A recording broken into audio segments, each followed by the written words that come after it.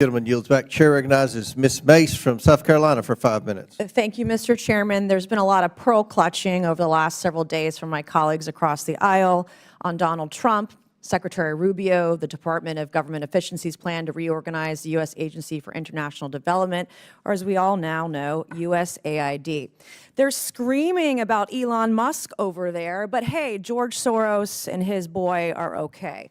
They scream that we're all a threat to democracy when they've been systematically dismantling democracy before our eyes. They've been caught with their hand in the cookie jar, and there's no going back. So I would tell my colleagues across the other side of the aisle, take your salty tears and sit right back down. USAID has long strayed from its mission to effectively and efficiently administer aid to advance American interests. USAID has become rotten to its core, sacrificing the prudent use of taxpayer dollars at the altar of advancing radical, sinister social and political agendas abroad. From discriminatory DEI initiatives to extreme gender ideology to marginalize real bona fide biological women. For decades, while homeless veterans sleep on our streets, our communities rebuild from natural disasters, and American families struggle to get by, USAID has pillaged and plundered the American treasury, essentially lighting American taxpayer dollars on fire, funding some of the dumbest, stupidest, just dumbest initiatives imaginable, all supported by the left, and that's why their party is crumbling. Today, I'm going to expose some of the initiatives USAID has funded over the years and ask each of you a yes or no question. If you believe these expenditures of American taxpayer dollars put America first. So it'll be yes or no. USAID awarded $2 million to strengthen trans-led organizations to deliver gender-affirming health care in Guatemala. So to each of you this morning, does this advance the interests of American citizens paying for trannies in Guatemala to the tune of $2 million? Yes or no? Governor? I have no position. Of course you don't. Okay, USAID awarded over $750,000 to fund alleviating loneliness among migrant garment workers in India. Does this advance America's interests, Governor? No. No. I have no position. USAID awarded $1.5 million for providing a gender-sensitive response to migration at the Venezuelan border. Does this advance America's interests, Governor? No. No. I have no position. Does this advance the interest? Okay, so USAID awarded $4.3 million on October 1st, 2023 to a group to fund comprehensive health services for men having sex with other men in South Africa. Does this advance the interests of American citizens, Governor? No. No. I have no position. I bet you don't. Okay. USAID awarded $1.5 million to advance diversity, equity, and inclusion in Serbia's workplaces and business communities by promoting economic empowerment and opportunity for LGBTQI plus people in Serbia. Does this advance America's interests? No. No.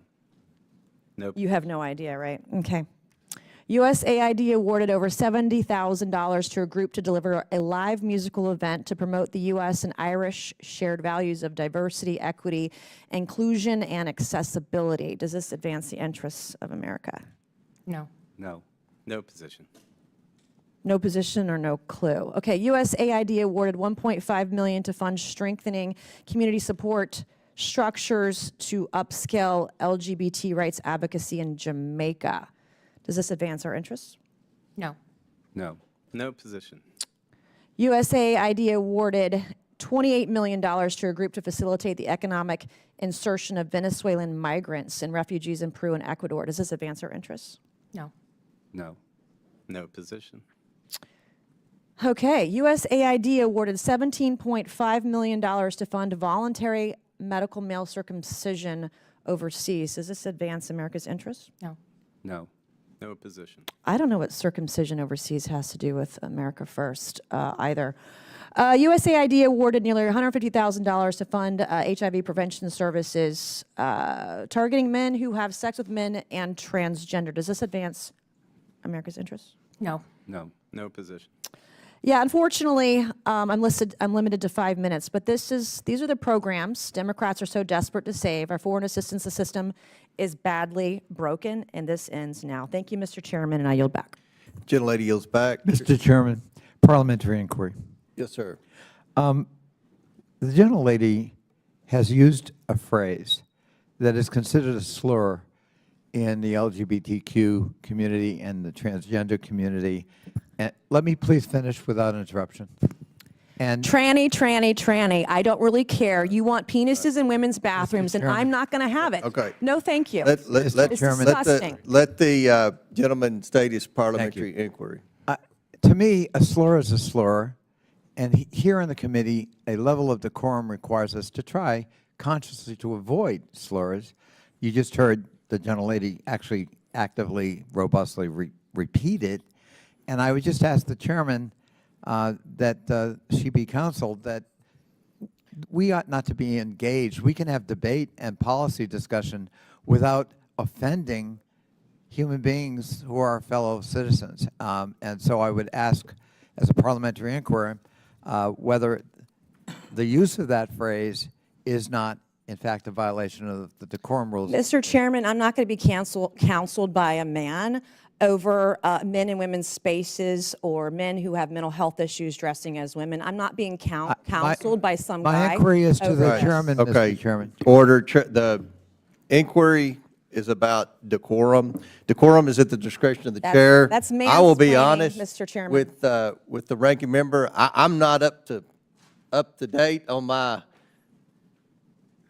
politically correct LGBTQ terminology. We'll look into that and get back with you on that. I don't know what's offensive and what's not. I don't know much about pronouns or I appreciate that, Mr. offensive Chairman. terms. Mr. in that Chairman, we don't have to community. anymore. So, I thank the chair for his willingness to further engage in this matter. all right.